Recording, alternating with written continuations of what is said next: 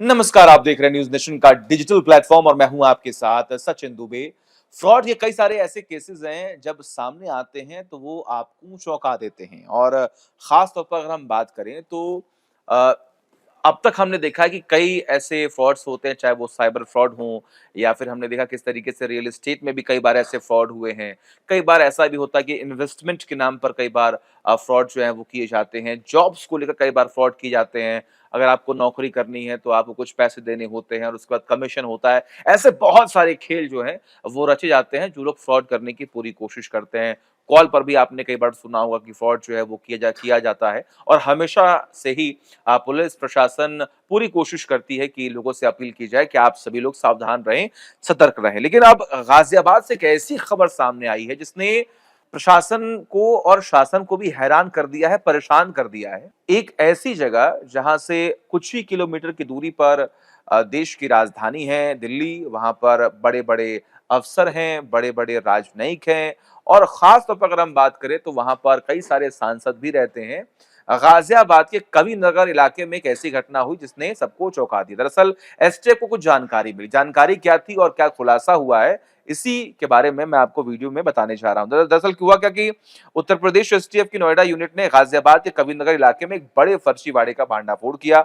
यहाँ केबी 35 नामक आलीशान मकान में एक फर्जी दूतावास बना दिया गया था। अब खुद सोचिए आप कि दूतावास बनाकर एक शख्स जो है वहां पर काम कर रहा था, पूरा का पूरा एक ऑफिस जो है वहां पर खोल दिया गया, जिसकी बनावट और साज सज्जा किसी असली दूतावास से कम नहीं थी। सफेद रंग की इमारत थी, नीली नंबर की प्लेट वाली लग्जरी गाड़ियां भी वहां पर मौके पर मौजूद थी और आलीशान घर के बाहर लगे अलग-अलग देशों के झंडे देखकर कोई भी धोखा खा सकता था कि कहीं न कहीं ये कोई विदेशी दूतावास ही है। अच्छा, ऐसा भी नहीं है कि कोई ऐसा देश जिसको लोग जानते हों, वो 3 देशों के दूतावास पर जाकर जो इस वक़्त खबर सामने आई है कि वहाँ पर 3 देशों के दूतावास से और वो दूतावास जब वहाँ पर पहुँची टीम तो देखा कि वहाँ पर कई सारे ऐसे फर्जी पासपोर्ट बने हुए हैं, कई सारे पेपर्स वहाँ पर पुलिस के हाथ लगे हैं और सबसे बड़ी बात कि वो देश एग्ज़िस्ट ही नहीं करते, वो देश हैं ही नहीं। वो देश कौन-कौन से हैं, अब ज़रा उस पर आपको जानकारी मैं दे दूँ। ठगी का जो मुख्य आरोपी है जिसका नाम हर्षवर्धन जैन बताया जा रहा है, वो खुद को वेस्ट आर्कटिका, सबूरगा, पुल्विया और लोडोनिया जैसे माइक्रोनेशंस का राजदूत अपने आप को बता रहा था। वह प्रधानमंत्री, राष्ट्रपति जैसे प्रतिष्ठित पदों पर आसीन लोगों के साथ फर्जी तस्वीरें लगाकर वहां पर लोगों के साथ ठगी कर रहा था।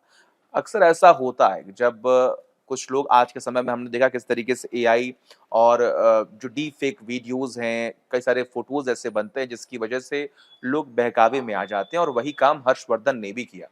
बड़े-बड़े चेहरों के साथ, जैसा कि मैंने आपको बताया पीएम के साथ, राष्ट्रपति के साथ और भी तमाम बड़े चेहरे हैं, उन्होंने फोटोज अटैच की और वहां पर अपने दीवालों पर उन्हें लगा दिया। अब कोई भी वहां पर शख्स जा रहा था, वो बिलीव कर ले रहा था कि हाँ, ये शख्स जो है वो बहुत ही बड़ा आदमी है। असल में खुलासा हुआ कि फर्जी नौकरी यानी कि नौकरी आपको लगाने के लिए आपको पैसे देने होंगे और इसी के नाम पर वो ठगी जो है वो कर रहा था। उसके घर से लगभग 35 लाख रुपए कैश मिले हैं। इसी के आसपास जो है रिकवरी हुई है। जब एसटीएफ ने वहाँ पर छापेमारी की तो एसटीएफ को वहाँ से कई सारे सामान मिले हैं। जानकारी मिली है कि उनके पास से डिप्लोमैटिक नंबर मिले हैं और लग्ज़री गाड़ियाँ वहाँ पर मिली हैं और सबसे बड़ी बात यहाँ पर है कि 12 डिप्लोमैटिक पासपोर्ट भी वहाँ पर मौके पर मौजूद थे, उन्हें भी अपने कब्ज़े में लिया गया।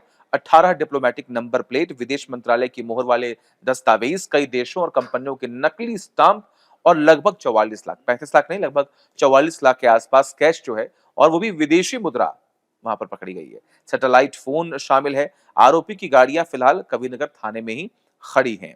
अब जांच में पता चला है कि 2011 में हर्षवर्धन की तरफ से ये पूरी प्लानिंग जो है वो की गई थी और इस पूरी प्लानिंग को एग्जीक्यूट करने में कई लोग शामिल थे। उन सब के खिलाफ अब जांच की जा रही है।